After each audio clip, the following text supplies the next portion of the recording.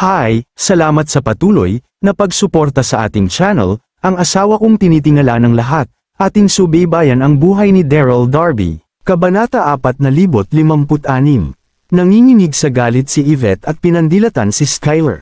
Siya ay nasa mundo ng mga manlilinang sa loob ng maraming taon at siya ang palaging sumasabotahe sa iba. Maraming taon na ang nakalilipas, ginaya niya si Daryl at nakulong ang lahat ng mga sekta mula sa World Universe sa The Wisham Star Tower. Sa puntong iyon, bilang isang diyosa ng kanyang henerasyon, natalo siya ni Skyler. Isa itong napakalaking kahihiyan. Kumunot ang noo ni Skyler at sinabing, "Binibining Lane, wag mo akong tingnan ng ganyan. Emergency, yun. Kailan kaya ako magkakaroon ng oras para sabihin sa iyo ang mga hindi kinaganda ng kabaligtaran ng enerhiya at dugo?" Pagkatapos, bumantong hininga siya at sinabing, "Hindi pa naman huli ang lahat. Gayunpaman, mayroon akong isang kondisyon. Pwede ba itil mo na yung pagmamaang-maangan?" "Ano yun?" Kinagat ni Yvette ang mapupulang labi at malamig na sabi. Maganda ang sinabi ni Skyler, pero sinong makakaalam ng tunay niyang intensyon? Tumawa si Skyler. "Madali lang. Ituturo ko sa iyo kung paano lutisin ito, ngunit kailangan mong manampa na maging isa sa amin at magtrabaho kasama ko para sa Archfiend Antigonus na inyong kamahalan. Isa kang inapo ng lahi ng halimaw at ngayon ay mayroon ka ng masasamang kaluluwa. Kung ipinangako mo ang iyong katapatan, kung gayon si Archfiend Antigonus ay magiging napakasaya. Pagkatapos, sa iyong tulong, ang buong siyam na pangunahing kontinente at gayon din ang rehiyon ng Diyos ay magiging atin." Ha. Gayunpaman, si Yvette ay naglagay ng malamig na mukha at mariing. Tinanggihan siya ng walang pag-aalinlangan. "Gusto mong matulad ako sa iyo at magdala ng kapahamakan sa siyam na pangunahing continent at ilagay sila sa paghihirap sa aking patay na katawan." Wika niya sa mahina ngunit mabagsik na boses. "Ayos. Babae ka talaga ni Daryl. Hangang-hanga ako sa iyong kabayanihan at kabaitan." Ngumisi siya at umupo sa damuhan habang matiyagang naghihintay. Ngumisi si Yvette at hindi siya naabala. Habang siya ay maglulunsad ng isa pang pag-atake, ang nakakapasong mainit na enerhiya ay nagsimulang gumapang palabas sa kanyang katawan. Sa sandaling iyon, pakiramdam niya ay nag-aapoy ang buong katawan niya. Ang init saglit tapos ang lamig ng yelo. Si Yvette ay may matigas na personalidad at nagngangalit ang kanyang mga ngipin ng walang ingay. Gayunpaman, ang mga patak ng pawis ay lumitaw sa kanyang maselang mukha.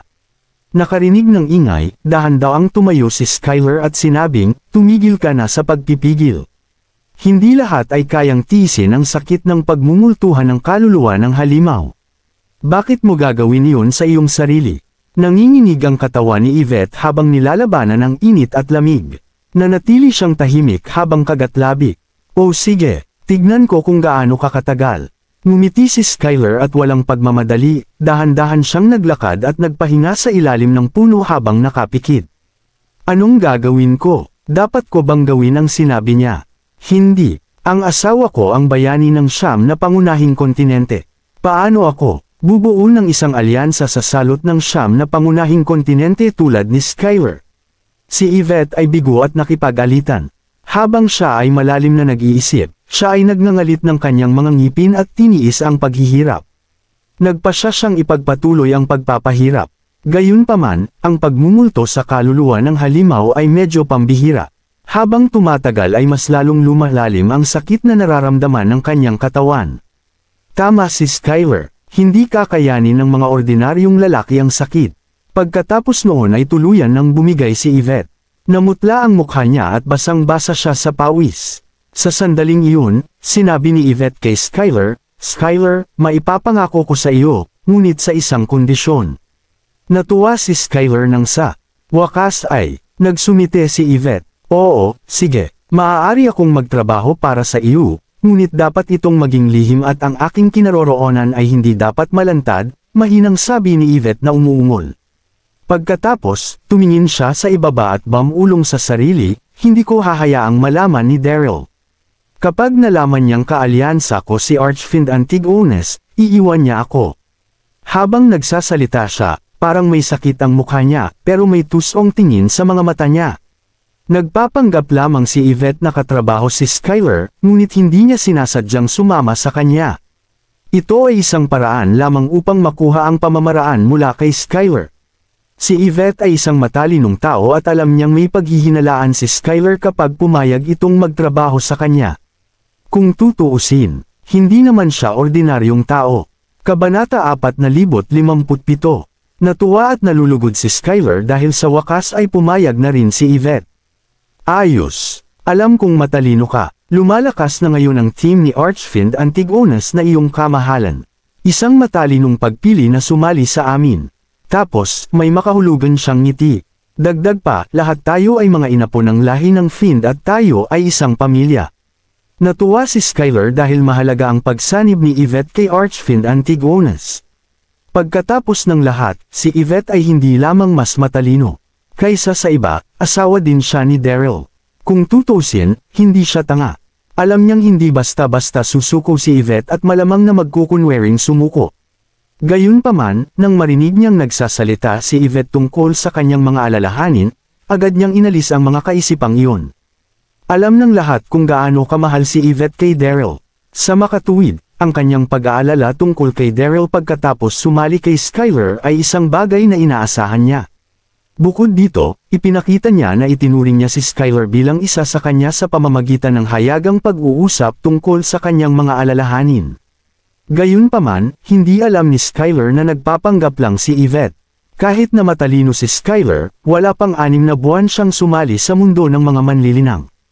Kung ikukumpara kay Yvette, marami pa siyang dapat matutunan. Pagtingin sa sagot ni Skyler, walang sabi-sabing ngumisi si Yvette, pero sa loob-loob niya, napapangiti siya. Mukhang matalino si Skyler, pero sa totoo lang, karaniwang tao lang siya. Pagkatapos ay lumakad si Skyler habang tumatawa at sinabing, "Sige, dahil naging isa ka na sa amin, ituturo ko sa iyo ang paraan upang malutas ang pagmumulto ng kaluluwa ng Fiend. Ang paraang ito ay ibinigay sa akin ni Archfiend Antigonus iyong kamahalan. Dapat mong tandaan ito sa iyong puso." Pagkatapos, sinabi niya sa kanya ang mga detalye ng pamamaraan. Nakinig ng mabuti si Yvette. Dahil matalino siya, kabisado na niya ang pamamaraan pagkatapos makinig kay Skyler ng isang beses lang. Pagkatapos nito, nang walang karagdagang pagkaantala, umupo si Yvette na nakamagkakrus ang mga binti at nagsimulang ibalik ang kapangyarihan ng Fiend Soul sa loob ng kanyang katawan. Samantala, nakatayo sa gilid si Skyler at nanood. Makalipas ang kalahating oras, mas lalong gumanda ang maputlang mukha ni Yvette at kumalma na rin ang hindi maayos na power of the Fiend Soul. Gayunpaman, malinaw niyang nararamdaman ang power of the Fiend Soul sa lokasyon ng kanyang puso na wala sa kanyang kontrol. Bakit ganyan? Sa puntong iyon, nagulat si Yvette at tinanong si Skyler, "Naroon pa rin ang kapangyarihan ng Fiend Soul sa aking katawan at wala ito sa aking kontrol. Ano ang nangyayari?" Ngumisi si Skyler at dahan daw ang nagpaliwanag, "Huwag kang mag-alala. Ang pamamaraan na itinuro ko sa iyo ay unang kalahati pa lang ng formula.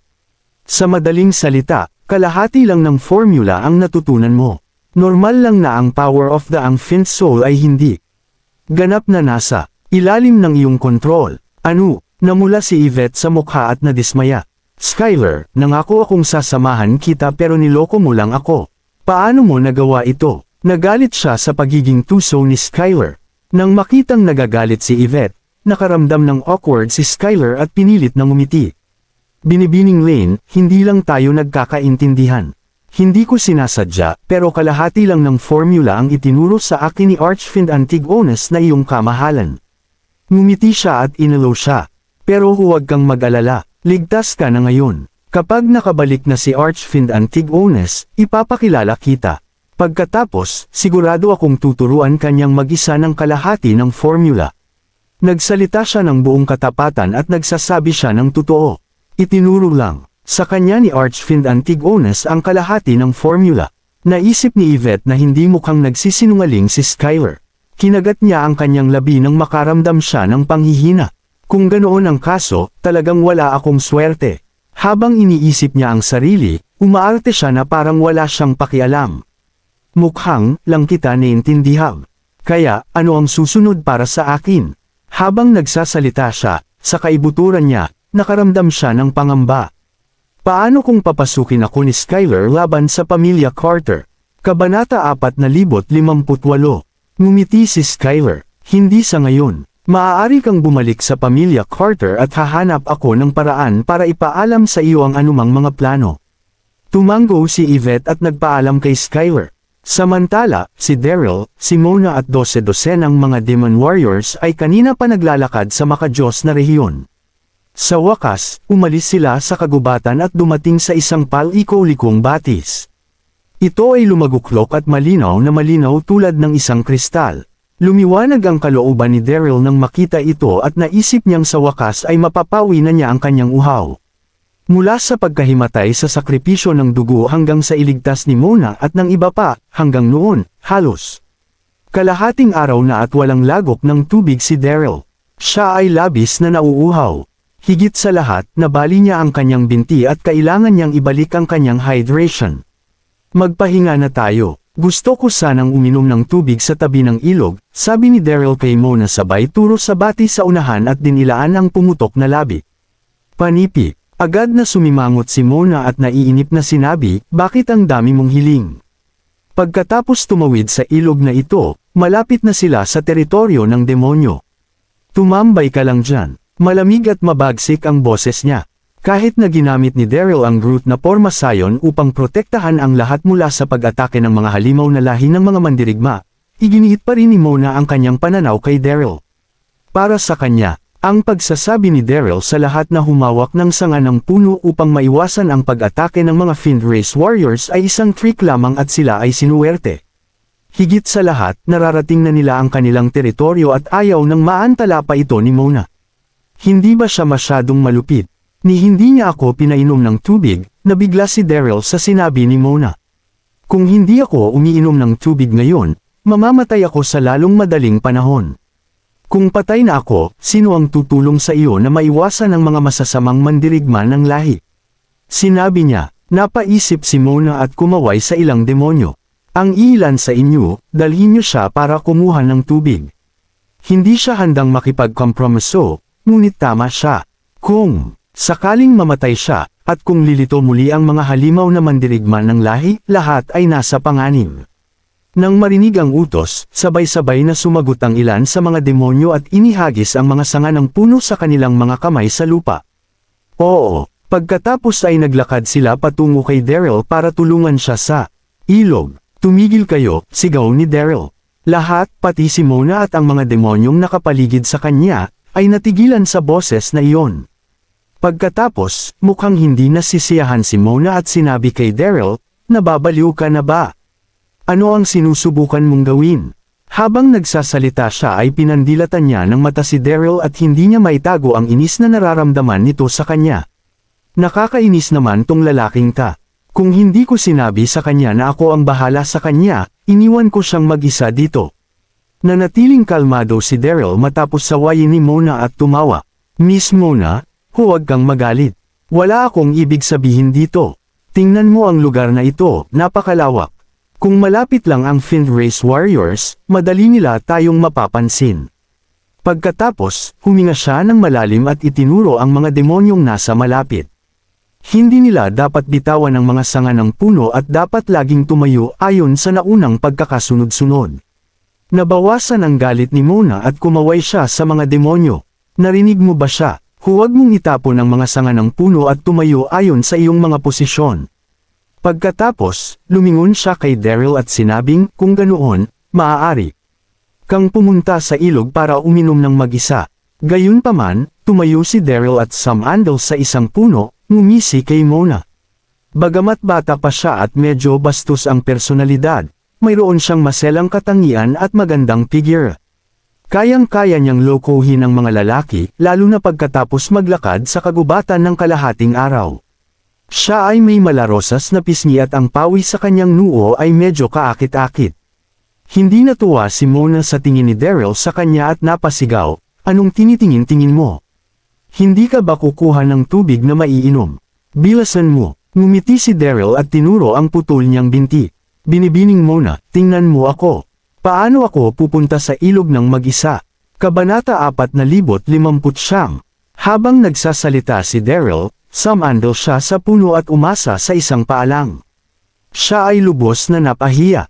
Ano bang gusto mo? Malamig na sabi ni Mona na naguguluhan. Tapos, napakamot ng ulo si Daryl at bakas sa mukha niya ang nakakaawa. Noong una, akala ko ay matutulungan ako ng mga tauhan mo, ngunit kailangan nilang bantayan ang paligid kung sakaling lumitaw ang mga halimaw na mandirigma ng lahi. Tapos, ngumisi siya. Ngayon ang tanging paraan ay sumama ka sa akin.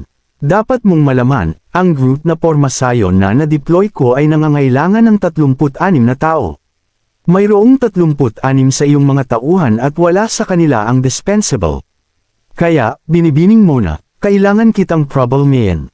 Habang nagsasalita siya ay mukhang may sinseridad si Daryl pero puno ng katusuhan ang mga mata niya.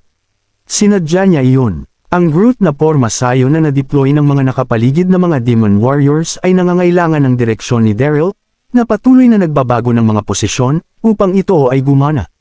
Ang pagtayo pa rin ay hindi magiging kapaki-pakinabang.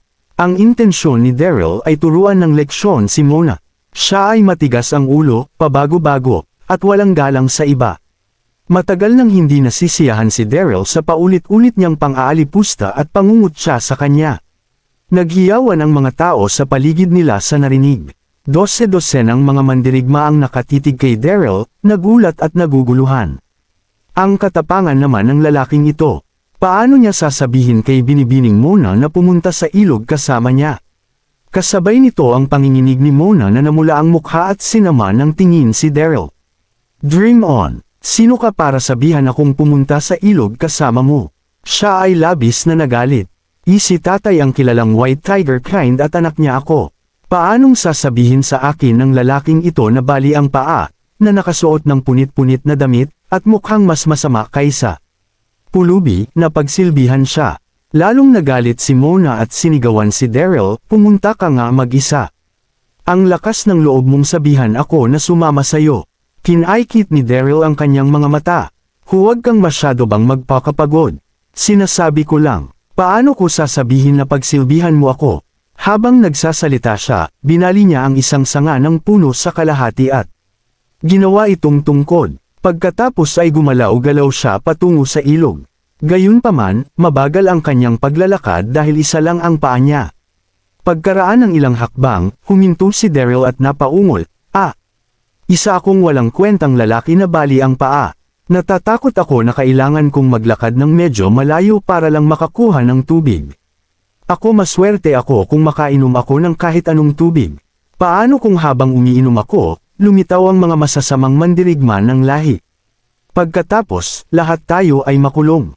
Hindi karapat-dapat na ipagsapalaran ang buhay ng lahat para lang makainom ako ng tubig. Panipi, bulong ni Daryl sa sarili habang dahan-dahang naglalakad papunta sa ilog. Sabay silap niya para makita ang reaksyon ni Mona. Ang mga salitang iyon ay para sa kanya. Nakakainis siya. Napaisip si Mona. Mahinang wika ni Daryl, pero rinig na rinig pa rin siya ni Mona. Inihakbang niya ang kanyang mga paa sa galit at naglakad. Fine. Stop nagging. Tutulungan kita. Habang nagsasalita siya, inabot niya ang kamay niya para tulungan si Daryl. Kinamumuhian niya ang mukhang pulubi na lalaki at ayaw niyang tulungan ito. Gayunpaman, ang kanyang pag-ungol ay nakuha sa kanyang mga ugat. At saka, tama si Daryl. Kung walang tulong ng sinuman, magtatagal siya ng 3 o 4 na beses sa paglalakad patungo sa ilog para kumuha ng tubig. Sa sitwasyong iyon, maaaring lumitaw ang mga halimaw na mandirigma ng lahi sa anumang direksyon anumang oras. Ang oras ay ang kakanyahan. Sa gayong mga kalagayan, bagaman ayaw ni Mona, kailangan niyang tulungan si Daryl para sa kaligtasan ng lahat. Sa sandaling iyon, habang hawak ni Mona ang kanyang braso, naaamoy ni Daryl ang isang mahinang halimuyak na kakaiba sa isang batang babaeng demonyo. Hindi niya napigilan ang sarili at huminga ng malalim. Magaling, napakaganda ng kanyang mga kamay, naisip niya. Namula ang mukha ni Mona nang makitang natulala si Daryl. Lalong lumala ang galit nito sa kanya at sinabi niyang, anong tinitingin-tingin mo? Bilasan mo ba? Agad niyang hinayla ang braso ni Daryl at naglakad patungo sa ilog. Kabanata 4,060. Masyadong malakas ang paghila ni Mona at naramdaman ni Daryl ang pananakit ng kanyang binti. Pinagpapawisan siya at pilit na ngumiti. Binibining Mona, dahan-dahan naman. Napakagulo mo, bulong ni Mona at bumagal. Mabilis silang nakarating sa ilog.